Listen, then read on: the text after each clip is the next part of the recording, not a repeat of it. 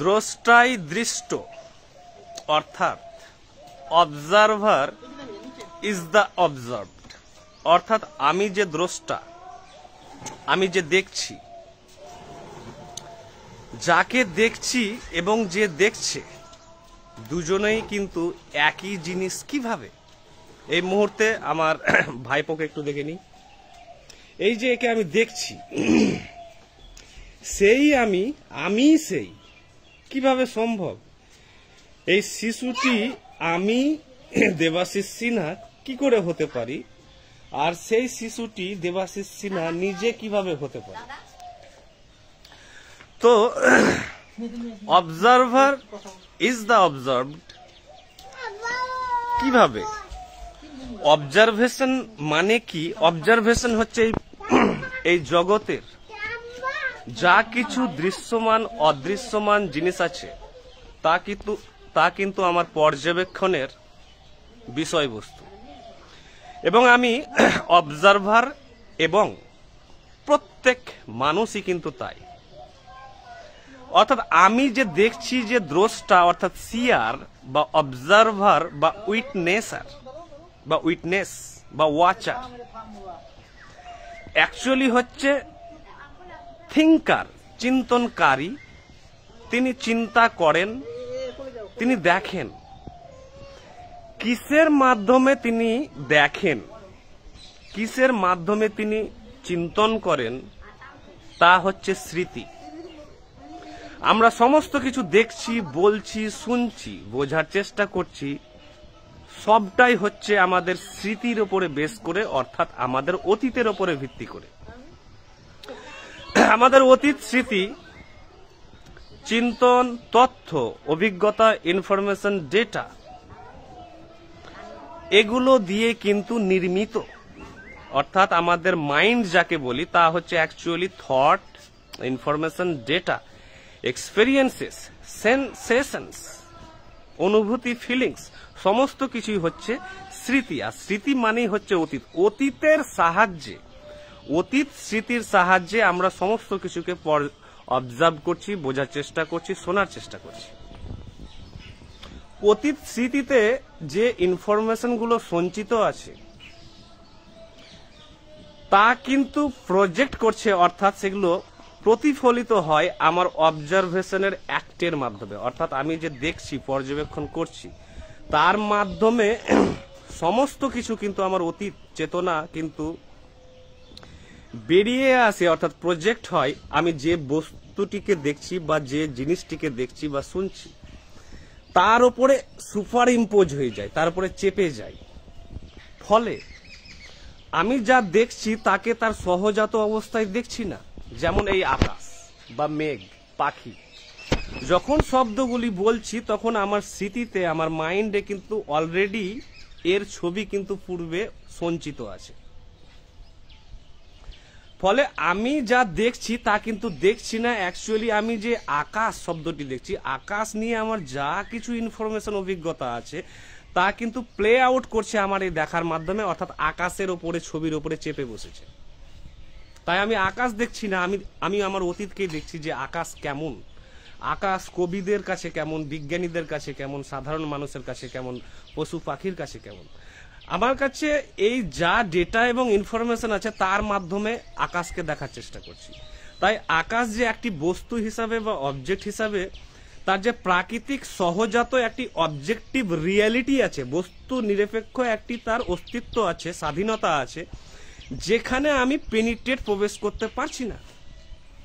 ফলে আমি যা দেখে ফিরছি, ট্রাভেলে, ভ্রমণে, তাজমহল দেখছি, তাজমহল দেখছি না, তাজমহল সম্পর্কে আমার যা পূর্বের অভিজ্ঞতা আছে তার উপরে সুপার ইম্পোজ করছি, প্রজেক্ট করছি। এই প্রজেকশনের জগৎটাকেই আমি দেখছি যে ও এটা তো তাজমহল, এটি তো এই ঐতিহাসিক নিদর্শন, এটি তো একটি আর্কিটেকচারাল মার্ভেল, এটসেট্রা এটসেট্রা আমি কিন্তু বলছি। কিন্তু তাজমহল অ্যাকচুয়ালি কি, বাস্তবে কি, বা আকাশ তার সহজাত প্রাকৃতিক অবস্থায় কি, তা কিন্তু আমরা দেখতে পাচ্ছি না। তাই যে জিনিসটিকে দেখছি আর যে দেখছে একই জিনিস, অর্থাৎ দুটোই হচ্ছে মেমোরি। একটা হচ্ছে প্রজেক্টেড মেমোরি, আর একটি অলরেডি মেমোরি আমার মধ্যে যা সঞ্চিত আছে, স্টোর আছে আমার কাছে, আমার মাইন্ডে। তাই এই stored memory and its reflected memory upon the object of my observation is the same thing or the same reality. অর্থাৎ আমি যাকে দেখছি সেই জিনিস, অর্থাৎ অবজারভেশন বা অবজার্ভড, দৃষ্ট বস্তু, আর আমি যে দ্রষ্টা, একই জিনিস, দুটোই হচ্ছে মেমোরি। একটা মেমোরির হচ্ছে প্রজেকশন, আর একটি হচ্ছে আনপ্রজেক্টেড মেমোরি আমার মাইন্ডে আছে।